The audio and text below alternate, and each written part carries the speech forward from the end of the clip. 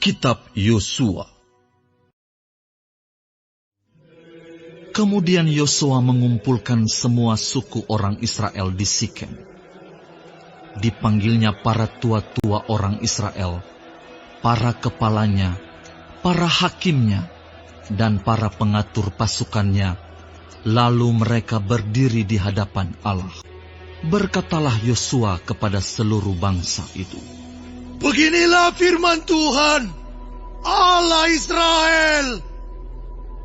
Dahulu kala di seberang sungai Efrat, disitulah diam nenek moyangmu, yakni Terah, ayah dan ayah Nahor, dan mereka beribadah kepada Allah lain. Tetapi aku mengambil Abraham bapamu itu dari seberang sungai Efrat, dan menyuruh dia menjelajahi seluruh tanah Kanaan. Aku membuat banyak turunannya dan memberikan Ishak kepadanya. Kepada Ishak kuberikan Yakub dan Esau. Kepada Esau kuberikan pegunungan Seir menjadi miliknya. Sedang Yakub serta anak-anaknya pergi ke Mesir. Lalu aku mengutus Musa serta Harun dan menulahi Mesir, seperti yang kulakukan di tengah-tengah mereka. Kemudian aku membawa kamu keluar. Aku membawa nenek moyangmu keluar dari Mesir, dan kamu sampai ke laut. Lalu orang Mesir mengejar nenek moyangmu dengan kereta, dan orang berkuda ke laut Teberau. Sebab itu, teriak-teriaklah mereka kepada Tuhan. Maka diadakannya gelap antara kamu dan orang Mesir itu.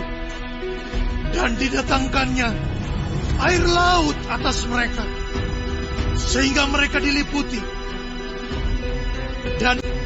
Dan matamu sendiri telah melihat apa yang kulakukan terhadap Mesir. Sesudah itu, lama kamu diam di padang gurun. Aku membawa kamu ke negeri orang Amori yang diam di seberang sungai Yordan. Dan ketika mereka berperang melawan kamu, mereka kuserahkan ke dalam tanganmu, sehingga kamu menduduki negerinya. Sedang mereka kupunahkan dari depan kamu. Ketika itu Balak bin Sipor, Raja Moab, bangkit berperang melawan orang Israel. Disuruhnya memanggil Bileam bin Beor untuk mengutuki kamu. Tetapi aku tidak mau mendengarkan Bileam, sehingga ia pun memberkati kamu. Demikianlah aku melepaskan kamu dari tangannya. Setelah kamu menyeberangi sungai Yordan dan sampai ke Yerikho, berperanglah melawan kamu warga-warga kota Yerikho, orang Amori, orang Feris, orang Kanaan, orang Het, orang Girgasi, orang Hewi, dan orang Yebus. Tetapi mereka itu kuserahkan ke dalam tanganmu. Kemudian aku melepaskan tabuhan mendahului kamu dan binatang-binatang ini, menghalau mereka dari depanmu, seperti kedua raja orang Amori. Sesungguhnya bukan oleh pedangmu, dan bukan pula oleh panahmu. Demikianlah kuberikan kepadamu negeri yang kamu peroleh tanpa bersusah, dan kota-kota yang tidak kamu dirikan. Tetapi kamulah yang diam di dalamnya. Juga kebun-kebun anggur dan kebun-kebun zaitun yang tidak kamu tanami. kamulah yang makan hasil. Oleh sebab itu, takutlah akan Tuhan dan beribadahlah kepadanya dengan tulus ikhlas dan setia. Jauhkanlah Allah yang kepadanya nenek moyangmu telah beribadah di seberang sungai Efrat dan di Mesir, dan beribadahlah kepada Tuhan. Tetapi jika kamu anggap tidak baik untuk beribadah kepada Tuhan, pilihlah pada hari ini kepada siapa kamu akan beribadah. Allah yang kepadanya nenek moyangmu beribadah di seberang sungai Efrat, atau Allah orang Amori yang negerinya kamu diami ini.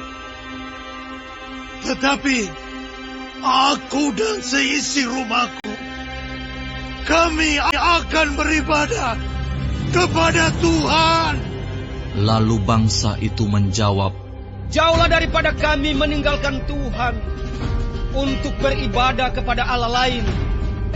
Sebab Tuhan Allah kita, Dialah yang telah menuntun kita dan nenek moyang kita dari rumah perbudakan, dan yang telah melakukan tanda-tanda mujizat yang besar ini di depan mata kita sendiri, dan yang telah melindungi kita sepanjang jalan yang kita tempuh, dan di antara semua bangsa yang kita lalui. Tuhan menghalau semua bangsa dan orang Amori, penduduk negeri ini, dari depan kita. Kami pun akan beribadah kepada Tuhan, sebab Dialah Allah kita. Tetapi Yosua berkata kepada bangsa itu, tidaklah kamu sanggup beribadah kepada Tuhan, sebab Dialah Allah yang kudus. Dialah Allah yang cemburu. Ia tidak akan mengampuni kesalahan dan dosamu. Apabila kamu Tuhan dan beribadah kepada Allah asing, maka Ia akan berbalik daripadamu dan melakukan yang tidak baik kepada kamu, serta membinasakan kamu, setelah Ia melakukan yang baik kepada kamu dahulu. Tetapi bangsa itu berkata kepada Yosua, tidak, hanya kepada Tuhan saja kami akan beribadah. Kemudian berkatalah Yosua kepada bangsa itu, kamulah saksi terhadap kamu sendiri bahwa kamu telah memilih Tuhan untuk beribadah kepadanya. Jawab mereka, kamilah saksi. Ia berkata, maka sekarang jauhkanlah Allah asing yang ada di tengah-tengah kamu, dan condongkanlah hatimu kepada Tuhan, Allah Israel. Lalu jawab bangsa itu kepada Yosua, kepada Tuhan, Allah kita, kami akan beribadah, dan firman-Nya akan kami dengarkan. Pada hari itu juga, Yosua mengikat perjanjian dengan bangsa itu, tetapan dan peraturan bagi mereka di Sikem. Yosua menuliskan semuanya itu dalam kitab hukum Allah, lalu ia mengambil batu yang besar dan mendirikannya di sana, di bawah pohon besar, di tempat kudus Tuhan. Kata Yosua kepada seluruh bangsa itu, sesungguhnya batu inilah akan menjadi saksi terhadap kita, sebab telah didengarnya segala firman Tuhan yang diucapkannya kepada kita. Sebab itu batu ini akan menjadi saksi terhadap kamu, supaya kamu jangan menyangkal Allahmu. Sesudah itu Yosua melepas bangsa itu pergi, masing-masing ke milik pusakanya. Dan sesudah peristiwa-peristiwa ini, maka matilah Yosua bin Nun, hamba Tuhan itu, ketika berumur 110 tahun. Lalu ia dikuburkan di daerah milik punya, di Timnat Serah, yang di pegunungan Efraim, di sebelah utara Gunung Gaas. Orang Israel beribadah kepada Tuhan sepanjang zaman Yosua, dan sepanjang zaman para tua-tua yang hidup lebih lama daripada Yosua, dan yang mengenal segenap perbuatan yang dilakukan Tuhan bagi orang Israel. Tulang-tulang Yusuf yang dibawa orang Israel dari Mesir dikuburkan mereka di Sikem, di tanah milik yang dibeli Yakub dengan harga 100 kesita dari anak-anak Hemor, bapa Sikem, dan yang ditentukan bagi Bani Yusuf menjadi milik pusaka mereka. Juga Eleazar bin Harun mati, dan dia dikuburkan